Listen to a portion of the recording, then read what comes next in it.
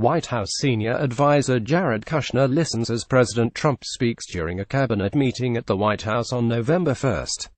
Jabin BotsfordThe Washington Post. A month ago, Jared Kushner, President Trump's son-in-law and senior advisor, made a surprise trip to Riyadh to meet with Saudi Crown Prince Mohammed bin Salman, the fellow son of a world leader who is making waves with crackdowns and modernization efforts. Kushner, 36, flew commercial, and the White House only announced the visit once he was already on the ground. There were no news releases touting the specifics of his meetings, which included 2 days of one-on-one and small private audiences with Salman, 32. White House officials said the trip was part of Kushner's effort as Trump's advisor to build regional support for peace between Israelis and Palestinians. Just days after Kushner landed back in Washington, Salman launched a purge of allegedly corrupt Saudi officials also seen as rivals to the prince and his father, King Salman. Kushner had no knowledge or advance warning of the move, and the topic was not natural for the two to discuss, a White House official close to him said. Jared's portfolio is Israeli-Palestinian peace, and he respects what his lane is, the official said. The journey revealed Kushner as a figure who seems both near the center of power and increasingly marginalized at the same time. His sprawling White House portfolio, which came with walk-in privileges to the Oval Office, has been diminished to its original scope under Chief of Staff John F. Kelly, and he has notably receded from public view. His still evolving role in the investigations of Russian election interference and possible obstruction of justice also make him a potential risk to President Trump, even as he enjoys the special status of being married to the boss daughter, Ivanka, and serving as one of the president's senior confidants.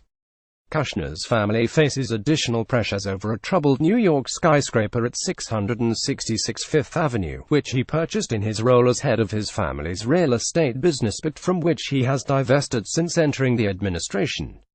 In a rare interview in his West Wing office earlier this month, a silver bowl of Halloween candy still on the table, Kushner offered his own version of the fable of the fox, who knows many things, and the hedgehog, who knows one important thing.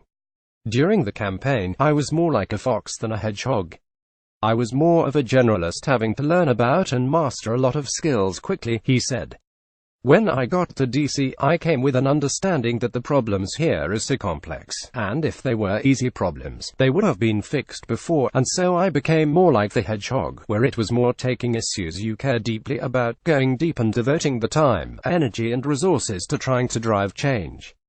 This portrait of Kushner comes from interviews with Kushner himself, as well as 12 senior administration officials, aides, outside advisors and confidants, some of them speaking on the condition of anonymity to offer a more candid assessment. Kushner arrives before Trump and Singapore's Prime Minister Lee Hsien Loong speak at a news conference in the Rose Garden at the White House on October 23. Jabin BotsfordThe Washington Post. Allies say Kushner's subtle shift into the background of the West Wing reflects his natural inclination to work hard and eschew the limelight. His enemies gloat that it stems from avoidable missteps that resulted from his political naivete. Following recent reports, which the White House denied, that the president privately blames Kushner for special counsel Robert S. Mueller's widening probe, Breitbart, the conservative website, snarkily dubbed him Mr. Perfect.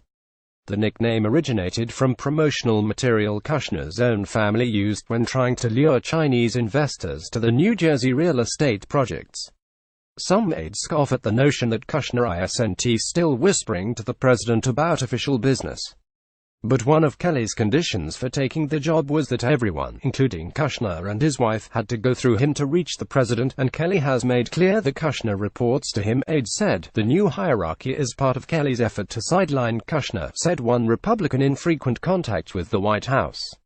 Others say the order Kelly imposed has simply liberated Kushner to focus on his own portfolio, and eased some of the animosity his colleagues felt toward him. Kushner said he welcomes the change. The order allows this place to function, Kushner said. My number one priority is a high-functioning White House because I believe in the president's agenda, and I think it should get executed. He still maintains the broad portfolio he took on at the beginning of the administration that made him a punchline among aides on Capitol Hill, peace in the Middle East, matters regarding Canada, Mexico and China, and the Office of American Innovation, an in-house group that focuses on tackling longer-term government challenges. He attends meetings of his innovation group once a week, often on a Tuesday or Wednesday for an hour-long check-in and progress update. The Innovation Office launched with great fanfare in March, but some aides recently said they could not pinpoint exactly what it has accomplished. Ivanka Trump and husband Kushner listen as Trump speaks during a cabinet meeting at the White House on October 16. Jabin BotsfordThe Washington Post. Kushner and his allies reject that assessment, saying the office is focused on long-term projects. They say, for example, that the group helped the Department of Veterans Affairs launch their electronic medical records initiative in June, with Kushner expediting the process by calling Defense Secretary Jim Mattis and asking him to send people from his department to help. "If I ever get into a roadblock, we just elevate it to Jared," said Chris Little, a senior White House official who works in the Innovation Office. "He's great at saying, 'Can't we get so-and-so to come over,' and we get it done on the spot." Kushner is one of the advisors helping on negotiations over the North American Free Trade Agreement, and he accompanied Trump on the first half of his Asia trip earlier this month. But the main focus for Kushner, an Orthodox Jew, is working to bring peace to the Middle East, a task that has bedeviled negotiators far more experienced in the region for generations. What Kushner brings to the effort, say several senior White House officials, is personal relationships with players on all sides and a willingness to bet on long-shot outcomes. Before Palestinian Authority President Mahmoud Abbas met with Trump at the White House in September, Kushner and Middle East envoy Jason Greenblatt met him at the Mandarin Oriental for a two-hour breakfast. More recently, on Halloween, Kushner suggested that he and Greenblatt visit Saeb Erekat, the lead Palestinian peace negotiator, at the apartment in Virginia where he is recuperating from a lung transplant. After briefly considering, and then nixing, wine, Erekat is Muslim, Kushner ultimately brought chocolate. Kushner flies over Baghdad with military personnel in April. Reuters: "This is very much a human conflict and a human-to-human relationship," Greenblatt said. "When you're able to touch somebody and talk about it, it's a meaningful engagement. It takes a certain personality, and Jared has the touch. Yet snags persist." A week ago, the Palestinians threatened to freeze all contact with the Trump administration after the State Department said the Palestine Liberation Organization's office in Washington could not remain open, a decision it backtracked on Friday.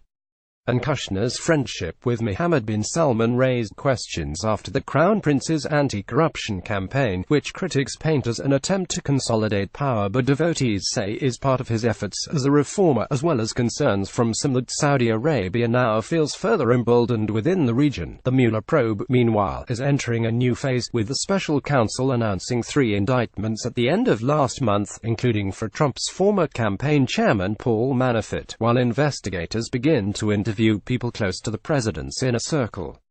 Kushner has turned over documents to the House and Senate committees investigating possible collusion between Russia and Trump's campaign, although in a letter, the Senate Judiciary Committee recently complained that Kushner had not been fully forthcoming, a charge his lawyer denies. So far, Mueller has filed no court documents to suggest Kushner is in legal jeopardy, but people close to the case say investigators have been looking at his meetings with Russians before and after the election, as well as his role in discussions that led to the firing of FBI Director James B. Comey. The news on Thanksgiving that former National Security Advisor Michael Flynn's lawyers notified Trump's legal team that they could no longer share information about the Russia probe prompted speculation that Flynn may now be cooperating with Mueller, a potentially perilous sign for the president and his associates. But friends say Kushner is even-keeled about the investigations. For him, they said, the most stressful moments came in May, amid news reports that he had tried to establish a secret back channel with Russia during the transition and that the FBI was probing his actions. He was frustrated, a White House official said, that he couldn't respond to the allegations until he went to be interviewed by Congress. Jared is an extraordinarily calm person, said H.R. McMaster, the White House National Security Advisor. "I have never seen him distracted. He huddled with his lawyers 4 hours in the run-up to his testimony before Congress, but is in less frequent daily contact now unless something from Mueller's probe specifically requires his attention," one White House official said. Kushner and National Security Advisor H.R. McMaster wait for Trump and Chinese President Xi Jinping to arrive for a Chinese opera performance at the Forbidden City on November 8 in Beijing. Andrew Honeycutt. Kushner's detractors point to his role in the Russia probe as another sign of his poor political skills and continued risk to the president. A Republican close to the White House said Kushner has no judgment, never has and never will. But in some ways, Kushner appears more protected from the daily sniping that plagued the early months of Trump's presidency. Over the summer, a trio of advisors who were rivals to Kushner were pushed out of the West Wing. Stephen K. Bannon, then the president's chief strategist, who now runs Breitbart; Reince Priebus, the chief of staff; and Sean Spicer, the press secretary. He no longer is in an environment where he has an actual predator, said one White House official, likening Kushner to Bannon's regular prey. That has probably helped his working environment some. Kushner, with his whispery voice, has also proved one of the few people adept at absorbing Trump's anger. He can speak to Trump in a shared language of transaction from their days in the New York real estate world. "I don't try to manage him," Kushner said. "I try to give him my honest feedback. If he asks my advice on something, sometimes he'll give it, sometimes he'll say, 'Let me go call a few people,' and then he'll give it." McMaster said Kushner sometimes acts as a translator between the president and his senior advisors. "He helped a lot of us learn faster what's important to the president," McMaster said. His relationship with the president makes Jared valuable as an advisor to the president, and also as an advisor to the president's advisors. When Kushner's family first arrived in Washington, they agreed they would assess after 6 months whether they intended to stay. Trump himself has mused privately about the hit his daughter and son-in-law's reputation is taking because of the White House roles and about what a great and easy life they had back in New York. Others have questioned why someone like Kushner would put himself in Mueller's crosshairs by remaining in government, but when the couple reassessed in July, they reached a decision. "We're here to stay," Kushner said. "At the current moment, we're charging forward." He added, "My wife asked me the other day if we should be looking at new houses, so that's a good sign."